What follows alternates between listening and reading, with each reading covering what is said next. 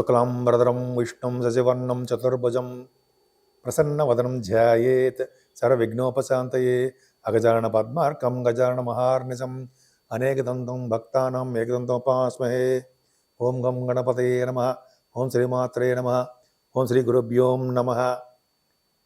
మా ఆది ఆస్ట్రాలజీని చూస్తున్నటువంటి మీ అందరికీ, అలాగే విదేశాల్లో కూడా ఉంటూ నన్ను ఎంతగానో ప్రోత్సహిస్తూ, విదేశాల్లో వాళ్ళే కదండి, మీరు కూడా నన్ను ఎంతగానో ప్రోత్సహిస్తూ, అలాగే నా వీడియోలు కూడా చూస్తూ నన్ను ఎంతగానో ప్రోత్సహిస్తున్నారు. సో మీరందరికీ పేరు పేరున నా హృదయపూర్వక నమస్కారాలు.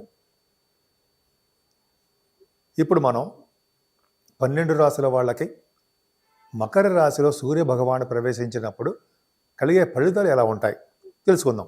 దానికంటే ముందర ఏంటంటే, మీరు మీ జాతకాలు తెలుసుకోవాలన్నా, లేదా మీ ముహూర్తాలు పెట్టించుకోవాలన్నా, ముఖ్యంగా ఏంటంటే మీ జాతకాలు తెలుసుకోవాలనుకుంటే date of birth, time of birth, place of birth ఉండాలి.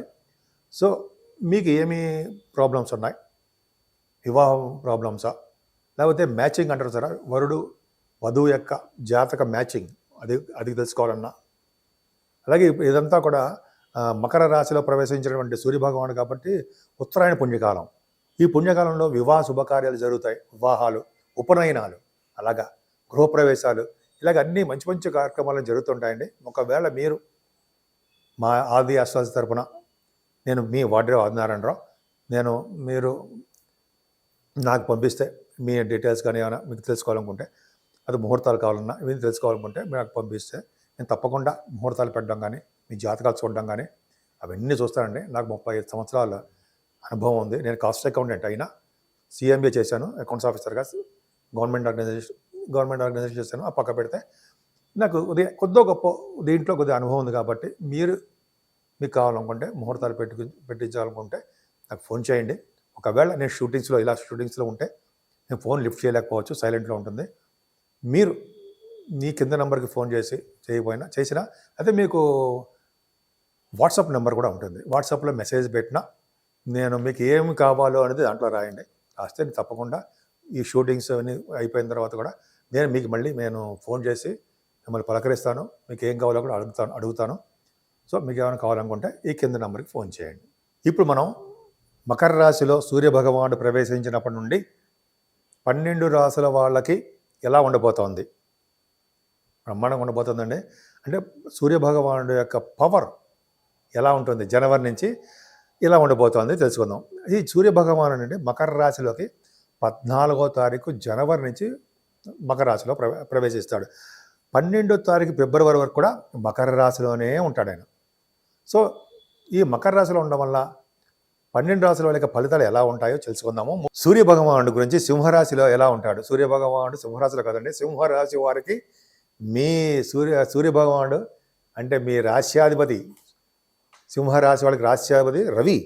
ఆ సూర్యభగవానుడు మకర రాశిలో ఉన్నప్పుడు ఇలా ఫలితాలు ఉంటాయి. 14 జనవరి 2025లో పగలు 2:45 ఆయన మకర రాశిలోకి వస్తాడు. ఆ రోజు చేసే దానాలు అవన్నీ చివరిలో చెప్పుకుందామండి. అసలు మీ మకర రాశిలోకి రావడం అన్న సూర్యభగవానుడు 6వ భావం అవుతాడు మీకు. సో 6వ భావంలో ఉన్నటువంటి సూర్యభగవానుడు ఎటువంటి ఫలితాలు ఇస్తాడు అంటే అద్భుతమైన ఫలితాలు బ్రహ్మాండం ఉండిపోతున్నాయి.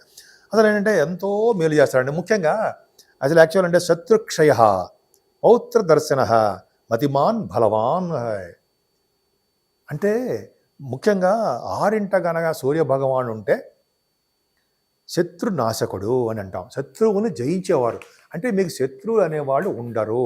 అంటే శత్రువులు ఉన్నా వాళ్ళు మిత్రులు అయిపోతారు. అలాగే పౌత్ర దర్శన అంటే యాక్చువల్గా ఏంటంటే మనవలను చూసేవాళ్ళు అవుతారండి. మనవలను చూస్తుంటారు మీరు. మనవల్ని అంటే చూస్తుంటారంటే అంతకాలం మీరు ఉంటారు. ముని మనవలను కూడా చూస్తారు. పౌత్ర దర్శన అంటే మనవలను చూసేవాళ్ళు కూడా ఉంటారు. 6వ భావంలో అంటే మనవలను చూసేవాళ్ళుగా ఉంటారన్నమాట మీరు. అలాగే మతిమాన్ బుద్ధిమాన్ అంటే బుద్ధి బలం కలిగే వాళ్ళు, మంచి జ్ఞాపశక్తి గలవారుగా ఉంటారు. ముఖ్యంగా శత్రువుల్ని జయించేవారుగా మీరు ఉంటారండి.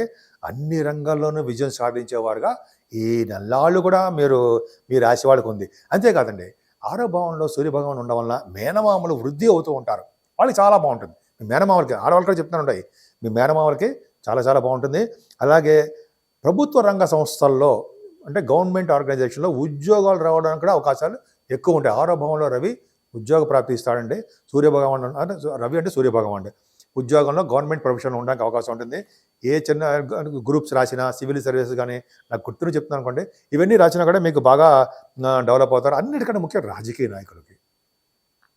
రాజకీయ నాయకులు అంటే పొలిటికల్ రంగంలో ఉన్న వాళ్ళకి విశేషమైనటువంటి ఫలితాలు కలుగుతాయండి వాళ్ళకి. అంటే పదవులు రావడము, వాళ్ళకి వాడి మాటకి ఎదురు లేకుండా ఉండడము, కొన్ని చిన్న ప్రాబ్లమ్స్ మనకు ఉన్నా పక్కకు పెడతాం. సూర్యభగవానుడి గురించి చెప్పుకుంటాం కాబట్టి అంటే పవర్ బాగా ఉంటుంది. నాయకత్వ లక్షణాలు, నాయకత్వ లక్షణాలు అంటే పవర్ అది ఉంటుందన్నమాట వాళ్ళకి. బాగా రాజకీయ రంగంలో పదవులు అలంకరించడం అంటారు కదా, పదవులు రావడం జరుగుతుంది. ఇంకా ఆరభవంలో రవి ఉంటే విదేశాలు సంచరిస్తారంటే మీరు. విదేశాల్లో వెళ్ళడము, విదేశాల్లోనే బాగా ఉన్నతంగా రాణించడము, విదేశాల్లో పదవులు రావడము, ఇవన్నీ ఉంటాయండి. పోటీ పరీక్షల్లో మీరు విజయం సాధిస్తారు.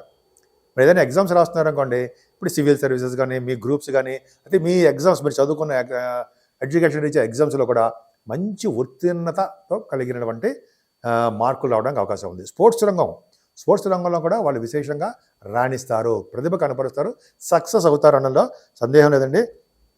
వీళ్ళు నిరంతరము కృషి చేస్తారు, నిరంతరము ఆనందంగానే ఉంటారు, ఉత్సాహంగా ఉండడానికి అవకాశాలు ఎక్కువ ఉన్నాయి. ఎప్పుడు వీరు నిరంతరము దానగుణం ఎక్కువ అండి. మీకు నిరంతరము దానం చేస్తూనే ఉంటారు. దానపరులు అంటారు సరే, అలా దానం చేసే వాళ్ళకి మీ వంశం మొత్తం తరిస్తుంటాయి. నెక్స్ట్ వచ్చే జనంలో కూడా మీకు చాలా మంచి ఫలితాలు ఉంటాయంటారు. అందుకని మీరు ఐశ్వర్యవంతులుగాను, మంచి బలవంతులుగాను, బహుపుత్రులవంతులుగాను మీరు ఉంటారు. ఎంత బాగుందండి. ఆరభవంలో రవి, పైగా ఈ ఆరభవంలో సూర్యభగవాన్ ఉన్నప్పుడే స్టాంపింగ్, విదేశాలు వెళ్ళడానికి స్టాంపింగ్ అవ్వడము, అంటే విదేశాలు అంటే తెలుసు కదా, ఆ స్టాంపింగ్ అవ్వడము, H1 వీసా రావడము, అక్కడ గ్రీన్ కార్డు, అవన్నీ సూర్యభగవాన్ యొక్క పవర్లోనే ఉంటుందండి. ఆయన చాలా బాగుంటుంది. సినిమా రంగంలో వాళ్ళు కూడా అనుకూలవంతమైన కాలము, అనుకున్న పనులు ధైర్యంగా విజయం సాధించడానికి అవకాశాలు ఎక్కువ ఉన్నాయి. ముఖ్యంగా అన్ని రంగాల్లో సాఫ్ట్వేర్ రంగం ఉంటాము, వీళ్ళందరికీ కూడా మంచి అవకాశాలు అంటే అవకాశాలు అంటే వాళ్ళకి డెవలప్మెంట్స్ ఎక్కువ ఉంటాయి. ముఖ్యంగా ఈ నెల మొత్తం కూడా, ఈ నెలలో 14వ తారీఖుని సూర్యభగవానుడు మకర రాశిలో ప్రవేశిస్తున్నాడు. అంటే ఈరోజు చేసేటువంటి స్నానాలు, దానాలు అత్యంత ప్రాముఖ్యత ఉందండి. మీరు ఏమాత్రం అవకాశం ఉన్నా గంగా స్నానం కానీ, గంగా నది స్నానము, సముద్ర స్నానాలు, అలాగే సరయు స్నానాలు, యమున నది స్నానాలు కానీ, లేకపోతే త్రివేణి సంగమ స్థానాలు. అబ్బా ఎంత అద్భుతం అండి. త్రివేణి సంగమాలు చేయడం అంటే 3 నదుల యొక్క కలయిక, అక్కడ స్నానాలు పుణ్యం కదండి. అంటే మన ఇంట్లో దగ్గరలో నదులు, లేకపోతే మన ఇంట్లోనే స్నానాలు చేయడం వల్ల తెల్లవారుజామునే చేస్తే చాలా మంచిది. అలాగే ఈరోజు చేసే దానాలు అత్యంత ప్రాముఖ్యత ఉందండి. దానాల కంటే ముందర ఏంటంటే, మీరు స్నానాలు చేసిన తర్వాత సూర్య భగవానికి 11 సార్లు అర్ఘ్యం సమర్పించాలి. అర్ఘ్యం అంటే 2 దోశల నిండా నీళ్లు తీసుకొని, దాంట్లో ఏమాత్రం ఎర్రటి పుష్పాలు అవకాశం ఉంటే ఎర్రటి పుష్పాలు వేసి గాయత్రి మంత్రం చెప్పడం వల్ల కానీ, లేకపోతే మీకు సూర్యభగవాను మంత్రం వచ్చు, ఓం సూర్యాయ నమః, సూర్య మంత్రం లేకపోతే సూర్యాయ నమః, ఓం సూర్యాయ నమః అని 11 సార్లు అర్ఘ్యం ఇవ్వడము. అలాగే గాయత్రి మంత్రం దశగాయత్రి, అది అయిపోతే దశగాయత్రి చేయడము, అయితే 108 సార్లు బయటకు వచ్చేది 108 సార్లు గాయత్రి మంత్రం ఈరోజు చేయడము చాలా పవర్ అండి. దానాలు మీకు స్థితిని బట్టి, అవకాశాన్ని బట్టి బంగారం దానం విశేషమైన ఫలితాలు కలుగుతాయి. చిన్న ఎత్తు బంగారం, 1 గ్రామ్ బంగారం దానం చేస్తే చాలా మంచి అద్భుతం. బ్రహ్మలోక ప్రాప్తి అని చెప్పి నేను విన్నాను, అది చదివాను, గురువు గారు కూడా చెప్పారు. సరే అది పక్క పెడితే బంగారం దానము, వెండి, అలాగే వస్త్రాలు, సద్బ్రాహ్మణుడికి, వేద పండితులు అద్భుతంగా ఉంటుందండి. ఈ వేద శాస్త్రజ్ఞులకి ఈ రవి ప్రభావం చాలా బాగుంటుంది. వేద పండితులకి దానాలు ఇవ్వడం, స్వయంపాక దానం, ఇంకా తెలుసు కదండి, పళ్ళు, ఏ పళ్ళు ఇచ్చినా మంచి దానాలు, ఇవన్నీ ఇవ్వడం వల్ల పుణ్యప్రదము. అంతేకాదండి, ఈ నెల మొత్తం కూడా దేవాలయాలు, ఈ నెల మొత్తం కూడా ఈ రోజు అంటే 14వ తారీఖునే దేవాలయాల సందర్శన చాలా ప్రాముఖ్యత ఉంది. అంతేకాకుండా సూర్యభగవాను దేవాలయం, అంటే సూర్యభగవాను ఉన్న దేవాలయాలు ఉన్నాయి కదండి. అరసవెల్లి, ఎక్కడ మీ ఊళ్ళో ఎక్కడ, తిరుపతిలో కూడా చూశాను నేను. సూర్యభగవాను నాకు బాగా ఇష్టం. సూర్యభగవాను చేయడం వల్ల ఆరోగ్య ప్రదాత, ఐశ్వర్య ప్రదాత ఆయన. సూర్యభగవాను దేవాలయాలు సందర్శించడం ఎప్పుడూ ఆనందంగా ఉంటామండి. మనం నిత్యము ఆనందంగా యాక్టివ్గా ఉండాలంటే సూర్యభగవాను ఆరాధనే ముఖ్యం. మీది సింహరాశి వాళ్ళు అలాగే చేయాలి.